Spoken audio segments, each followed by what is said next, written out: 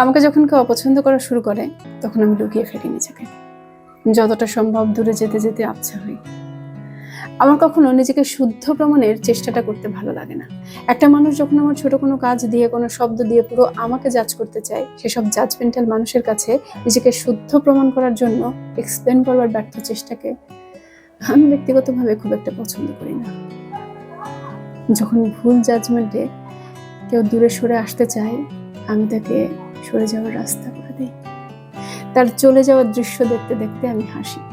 জীবনে কিছু পরিচিত মানুষকে ছেড়ে আসতে হয়। ছেড়ে না আসলে এরা গলার কাঁটা হয়ে আটকে থাকে। কাঁটা তুলে না ফেললে ক্ষতের সৃষ্টি হয়। ক্ষত মানুষকে ব্যথা দিতে দিতে জীবন আনন্দকে নিঃশেষ করে ফেলে।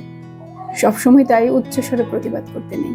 শব্দহীন নীরব প্রতিবাদও অনেক সময় সুন্দর হয়। মানুষটা ভাবলো সে জিতে গেল, আমি জানলাম আমি হারিনি। এটাই আমার বিজয়, আমার সুখ, আমার আনন্দ। যদি কখনো আপনি বুঝতে পারেন আমি কেন আপনাকে আনফ্রেন্ড করলাম, ব্লক করলাম, কিংবা দেখা হলেও কথা না বললাম, তাহলে বুঝে নিন এটা আপনার কোনো জাজমেন্টেরই নীরব প্রতিবাদ। ভালো থাকবেন।